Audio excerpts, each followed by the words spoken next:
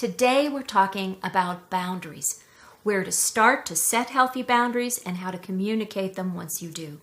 I'm your mentor, Jane, so it's time to challenge you if you're a people pleaser or if self-sacrifice has become your way of life.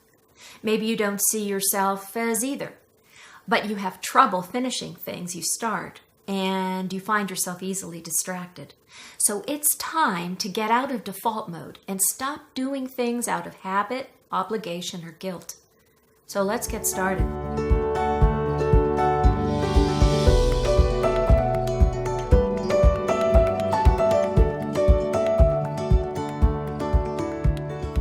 Healthy, successful people set boundaries. They're important practices of self-care that protect our well-being.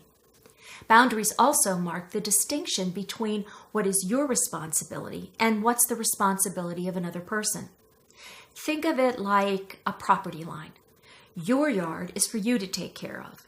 My yard is up to me. Now, I may offer to help you weed your garden. You may take me up on it. But I'm not obligated to help, and you can decide whether you want my help or not. Make no mistake, it's a sign of wisdom and maturity to set boundaries in all areas of life, in your work, relationships, in your health and finances, and in your spiritual life as well. But here's a challenge. I know you want to be a good, generous, thoughtful person. Of course you want to give your kids a better life, repay your parents for all they've done. You want to help your team be successful, and you want to enjoy a good life, to have nice things, enjoy good times. These all represent your values, and it's good and important to have and know what your values are. But setting boundaries immediately makes us think that we have to hold back in some way, to be less helpful or generous. I mean, after all, isn't saying, sorry, I can't do that, isn't that unloving or selfish? Not doing or being your best feels bad. It's not who you want to be. How can you enjoy your life and give your family the best if you have to hold back money or food or your time and attention? Can you relate to what I'm saying? It's why I think we're so afraid to set and communicate boundaries. Now, those are great questions and real-life dilemmas, and believe me, I'd never attempt to step in between you and God for those answers. You should always ask Jesus for guidance when setting a boundary. He's the expert. Even when his own family attempted to cross his boundaries and demand his attention when he was teaching to crowds, he didn't allow it. And know this, you can never be who you're created to be without boundaries. Besides Jesus being a role model for setting boundaries, remember that each one of us are created with a purpose. And that purpose is not to be anyone's go-to, be-all, end-all person. You are not your children's, your mother's or father's savior, your boss or your friend's savior. That's Jesus. You can never be who you're created to be without boundaries. Otherwise, you focus more on managing and controlling other people and not yourself. So that's an important step in how to start setting boundaries. Reframe what boundaries mean to you. Instead of thinking about how boundaries hold you back and limit yourself, what if you reframed boundaries as the tool you need to be the best person God called you to be? I'm going to make this concrete in a minute, but in the meantime, let's move on to the next step to set boundaries, and that's to decide how much is enough. Now, I've covered this in detail in a previous video, and I've put it in the description at the end of this video. We don't take the time to think through much what we're willing and able to do, or give, or spend, or eat, or drink, and so on.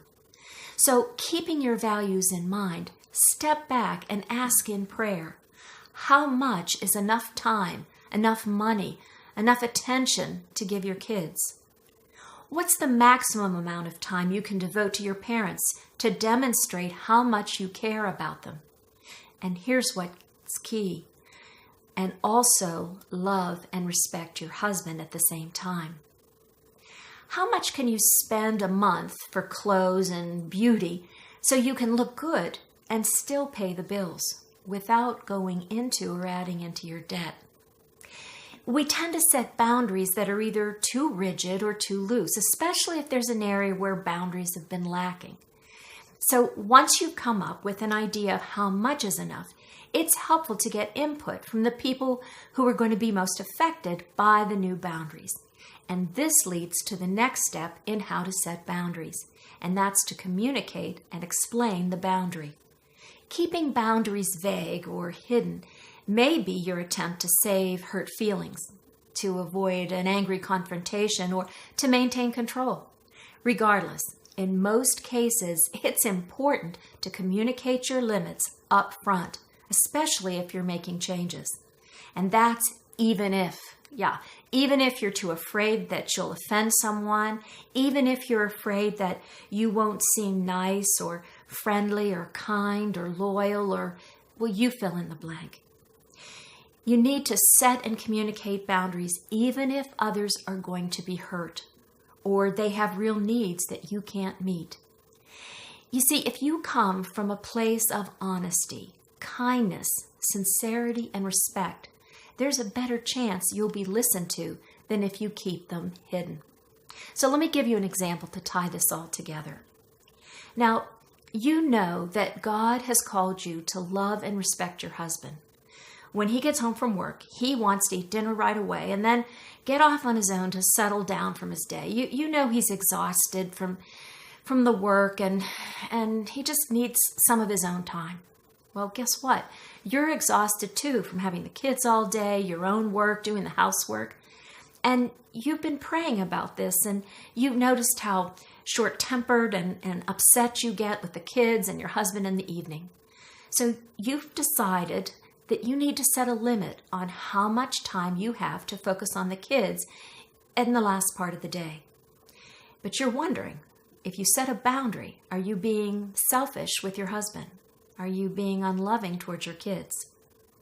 So instead of thinking about a boundary as a way to control or manipulate your husband, you now see how setting a boundary with him as a skill you need to be the best wife God called you to be.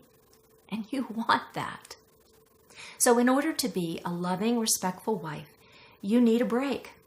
Otherwise, you know you're going to snap at your husband and kids and probably just reject his desire for sex later at night. You've asked and considered how much time is enough to recharge your energy and emotions. How much time you need your husband to take over at night. So you've decided that you need about an hour, that's all, after the table's cleared. And maybe you want your husband to pitch in and bathe the kids and put them to bed a couple of nights a week. Whatever it is, what is the boundary that you want to set? If this is like your situation, what could be your request? Now you're ready to communicate the boundary you've come up with. You choose a good moment when you and your husband are alone and there aren't distractions. And what's important is you state the boundary in the form of a request, not a demand or not a complaint. So you say, "Hon," or whatever you call him, "You know how much I love you and I appreciate you. I know you work really hard all day. And I never want to do anything that is disrespectful or unloving to you. But, you know, my nerves are shot by the end of the day, just like yours are. Would you be willing to take over the kids for an hour after dinner or put them to bed at night for a few days a week?" Setting a boundary in the form of a request demonstrates respect and care and concern for your husband, and it opens up the possibility of having conversation. Maybe there's pushback. Maybe he's got some kind of objection. So you can listen to that objection and then pose a question. Okay, so if you're not willing to do what I asked, what would you be willing to do to help me out? You have a boundary in mind that would work for you. and you've been keeping in mind how much you love and value your husband. So you just don't pronounce it as a boundary, an expectation, or a demand. You open the door for two-way communication when you make a request. You've given it real thought. You've made a sincere and respectful effort to communicate and maybe negotiate. And you've honored your values and the values of the other person. Now, what if the other person really objects, digs in, and gets angry or throws the guilt trip? Well, stay tuned for the next video when I cover how to maintain your boundaries and deal with resistance. But in the meantime, if you're afraid to set boundaries, I challenge you to follow up on one step of how to set and communicate boundaries, and let me know in the comments how it went. Join me next time on the journey to a good life. I hope you'll call me my mentor, Jane.